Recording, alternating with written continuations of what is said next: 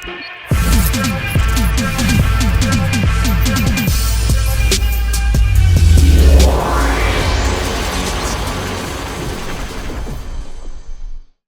if events went differently, and instead of Peter Quill, it was John Wick who was abducted by Yondu and became a Ravager?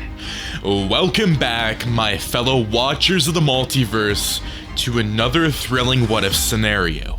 Today we're diving into an epic crossover between the world of the MCU and the legendary assassin John Wick.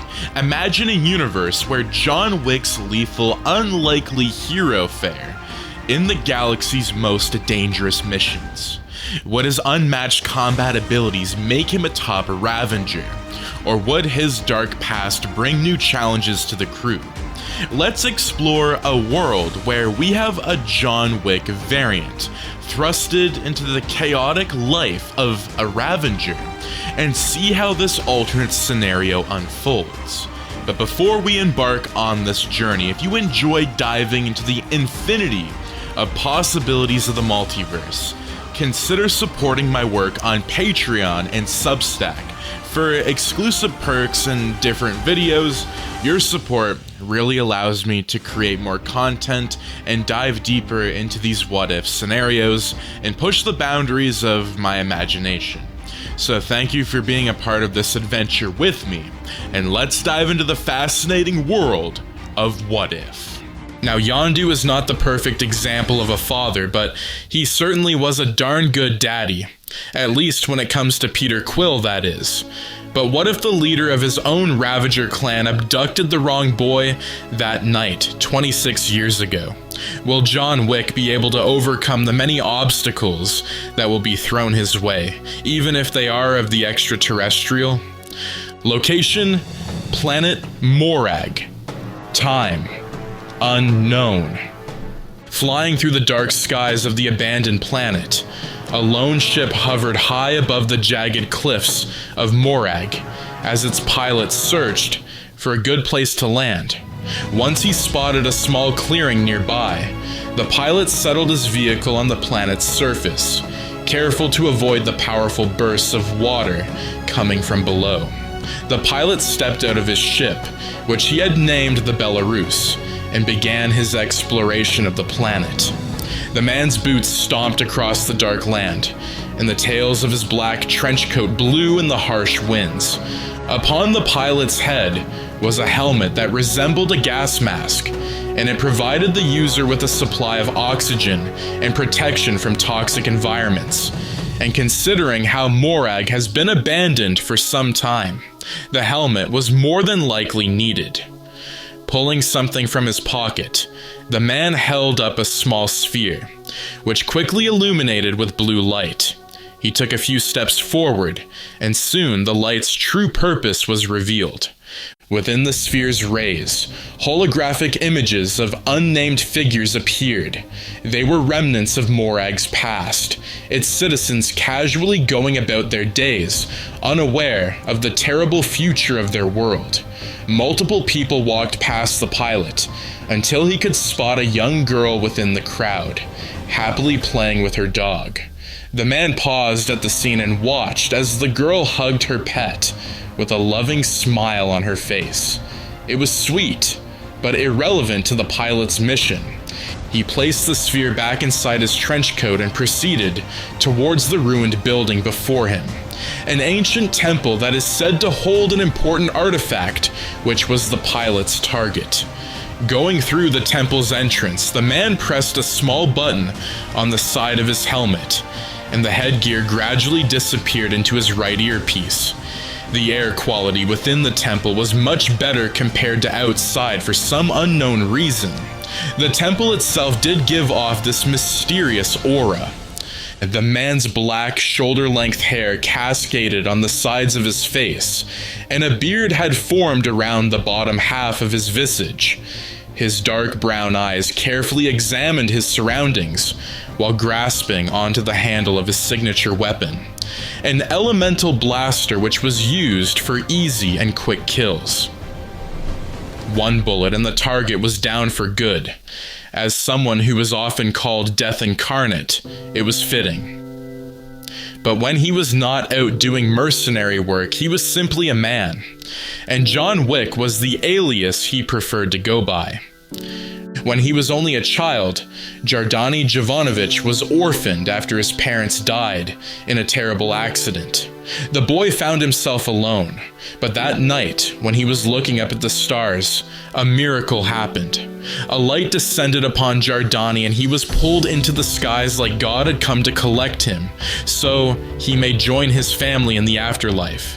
Wherever this light was taking him, it had to be better than his life now within Russia.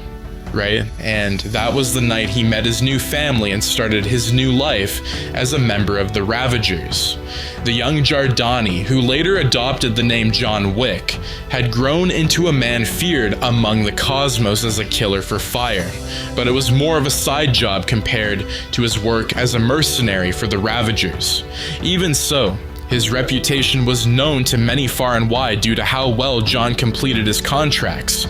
Every target was eliminated swiftly, quietly, and without a trace. But lately, John Wick has begun to stray from his job as an assassin and focus more on his duties for his clan, such as the mission he was currently on. The Ravagers had been assigned a task of obtaining a certain artifact for someone called the Broker, and they planned to sell it to him for a good price. That was why John was now on Morag looking for said artifact, and soon enough the man was able to find it in the temple's vault. Locked behind a cage of powerful blue energy, a single orb hovered in the center of its prison. John wasted no time and placed a small device down on the floor beside the cage. The gadget split into 3 triangular metal plates, and the tiny lights in the middle of it started to glow intensely. Soon after, the orb was dragged to the bars of its cage, forced to head in the direction of the device, since it had created a magnetic field to attract the artifact. The pull was so strong that the orb eventually broke free of the cage and sped to the device on the ground, sticking itself in the center of it. John knelt down and scooped up the artifact, turning the orb in his hands to examine it more thoroughly. It did not look particularly special in any way, but if the broker was willing to buy it for the set price he had suggested, then it must be something of value. But why? Location: Xandar. Time: unknown. Walking through the metal doors, John quickly made his way to the counter with his mentor by his side. The blue-skinned man was Yondu, a Centaurian who spent 20 years of his life as a slave, until he was freed by another Ravager by the name of Starkar Ogord. Ogord welcomed Yondu into the Ravagers, and soon the Centaurian became the leader of his own Ravager clan. And years later, Yondu welcomed another into the clan. Yondu looked upon John as they walked, a brief smile passing his face. Deep down, the Centaurian was proud of the man young Jardani had grown up to be. He was strong, intelligent, and most importantly, a man of honor. Yondu patted John on his shoulder and insisted that he be the one to speak with the broker, which his subordinate did not protest against. After all, John was not much of a talker. The two men approached the counter where their client was delicately examining a small crimson, but the moment he noticed John and Yondu stop at his counter, the merchant placed the gem down to face them. He politely greeted the duo and asked if they were successful in retrieving the orb. Yondu nodded to John to signal for the other to give him the artifact, which the human did without hesitation. The Centaurian then sat the orb down on the counter for the broker to see. The broker slowly reached for his prize and began to inspect it, like he was doing to the gem before. After a couple of seconds, the merchant put the artifact back and congratulated the two Ravagers for their completion of their mission. His boss would surely be pleased. Yondu frowned at the mention of the broker's boss. As if on cue, a group of soldiers marched into the room, quickly surrounding John and Yondu. The two recognized the soldiers' armor and knew they were working for the Kree Empire. Yondu scowled and turned back to the broker, demanding for the merchant to explain what was going on. The broker remained quiet, and instead, another voice replied to the Centaurian's question. Yondu's eyes widened at the sight of a well-known Kree warlord appearing behind the broker. Towering before them now was the tyrant, known as Ronan the Accuser. His skin was a light blue and his face was stained with black markings that started from his eyes and stopped around his mouth. He spoke calmly and matter-of-factly to Yondu and John, saying they had just handed him the Kree Empire's salvation. With the orb, Ronan could guarantee the destruction of the Xandarians. He gave a small bow to the two Ravagers and assured them their sacrifices would not be in vain. As Ronan left them to their doom after a final order to his soldiers for them to shoot to kill, John and Yondu stood back to back as they thought of a plan. They certainly were not about to just let themselves be killed. That is for sure. Yondu whispered to his fellow Ravager, asking if he was ready to go. John simply nodded, and as one of the soldiers was about to pull the trigger of his blaster, the human swiftly pulled out his own and fired. Location: space, the Belarus. Time: unknown. Barely escaping Ronan's forces, John and Yondu managed to get back to the Belarus and flee into space. But they were sure the soldiers would be right on their trail soon enough. The two men were probably on Ronan's most wanted list by now. And to make things worse, they did not even get paid. Yondu sat back in his seat and let out a loud groan in frustration. He knew things were going too perfectly, and he should have expected betrayal. As a Ravager, betrayal was always a possibility. But for Ronan to be involved was just insane. Suddenly, John silently passed something over to his mentor, and Yondu was shocked to see the orb. The Centaurian looked to John, asking how in the world did he have the artifact. John explained how he had switched the real orb with a fake shortly before Ronan had shown up. The broker had foolishly left the artifact on the table, and he was so sure of his victory that he took his eyes off the prize for a brief second. That was long enough for John to do his thing. Yondu smiled widely at John and commented how he had taught the human well. But even though they had the orb back in their possession, what should they do with it? Yondu thought out loud, saying how strange it was that Ronan the Accuser is after the artifact. It must hold something worthy of the warlord's attention. But what? Yondu attempted to open the orb himself, but it would not budge. The Centaurian then said he knew someone who could help them get to the bottom of this mystery, a being known to most as the Collector. He was bound to know what was inside the orb, or at least help them to open the artifact.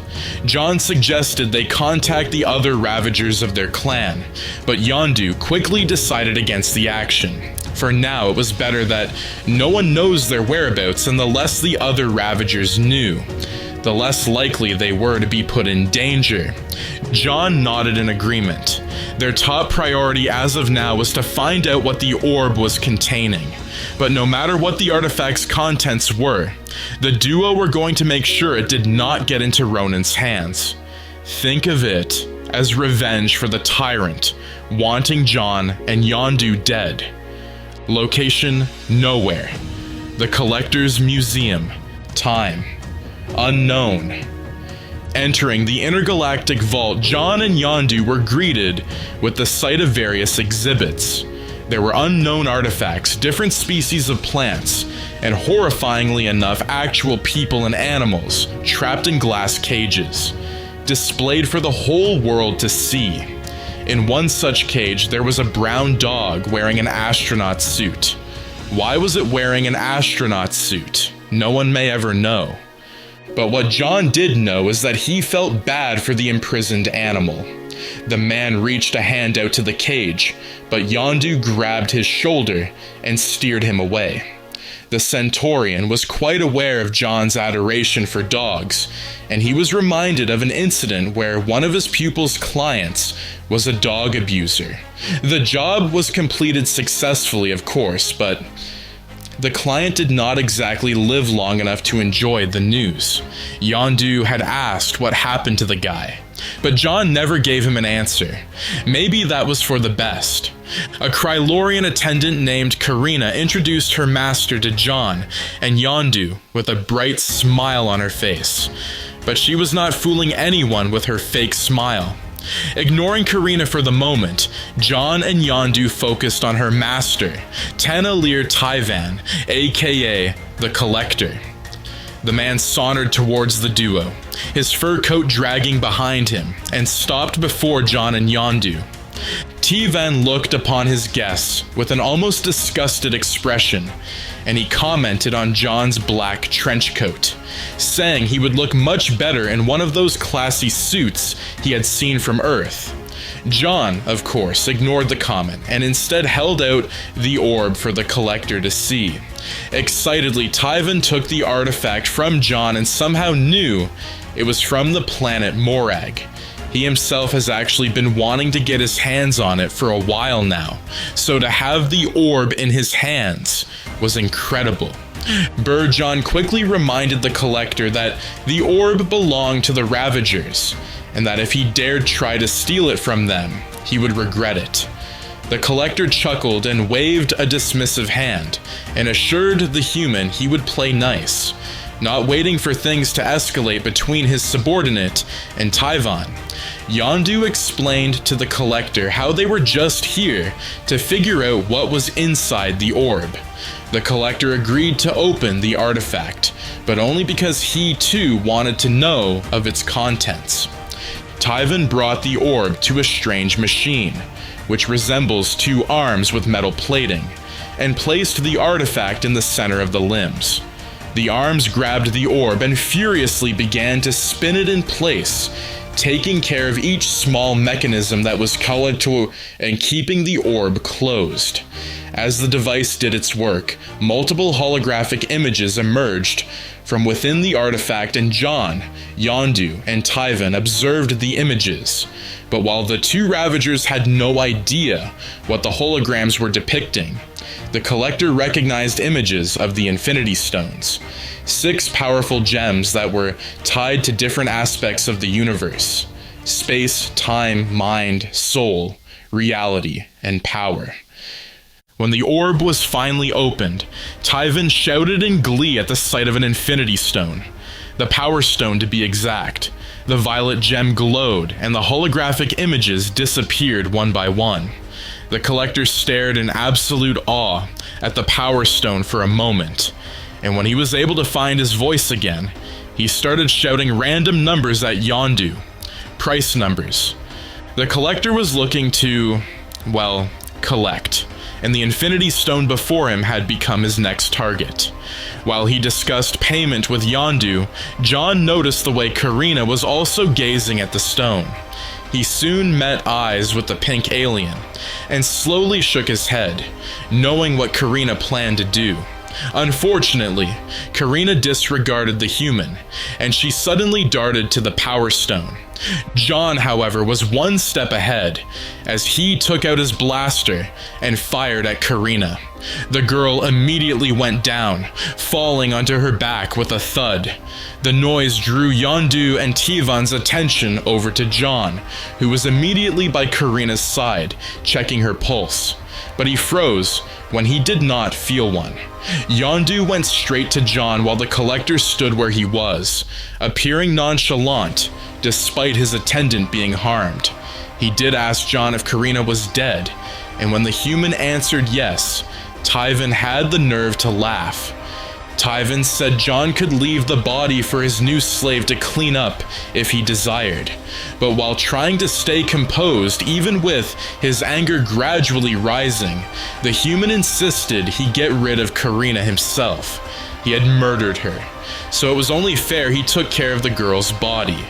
Picking Karina's body up into his arms, John made his way out of the museum, glaring at Teven as he did so, but the other man did not seem to notice. If he had looked at John, the collector would have noticed Karina's finger twitch ever so slightly. Location? Nowhere. The Belarus. Time? Unknown. John had finally finished cleaning and bandaging Karina's wound. He apologized for the injury, but he needed to make it look somewhat life-threatening in front of the collector. Interrupting the man's rambling, Karina embraced John and hugged him tightly, despite the pain in her left side. John awkwardly patted the girl on her back and soon pulled her away, clearly uncomfortable from the gesture. But he acknowledged the show of gratitude and was thankful for it. Reaching for the stand next to him, John grabbed a black pouch and handed it to Karina. Confused, the girl slowly took the pouch and opened it, shocked to see it was filled with units.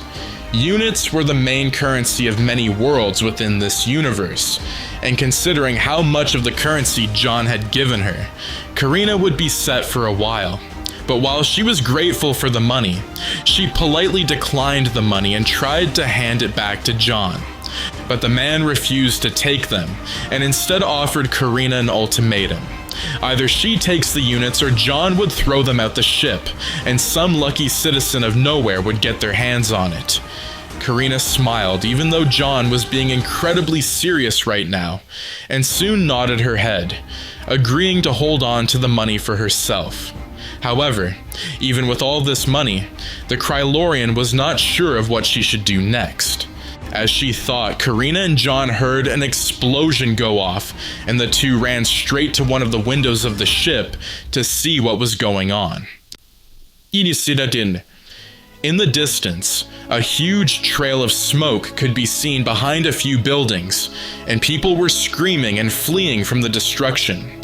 John and Karina both realized that the explosion came from the direction of the Collector's Museum, and John wasted no time getting off the Belarus. Karina called out to the man and pleaded with him not to go because it was too dangerous. But her pleas fell on deaf ears, as John rushed towards the museum at full speed. John shoved through the growing crowd of bolting people, who were desperate to escape the carnage behind them. Reaching the building of Teven's museum, John's wide eyes scanned the now ruined property in search of Yondu. He yelled the Centaurian's name as he walked among the rubble, and after stepping on a large flat piece of concrete, John heard a faint ouch. He turned back to the slab of concrete and grabbed the side of it, lifting the material off the ground. The man could only lift it so high, but fortunately, it was high enough for whoever was trapped under the concrete to crawl out.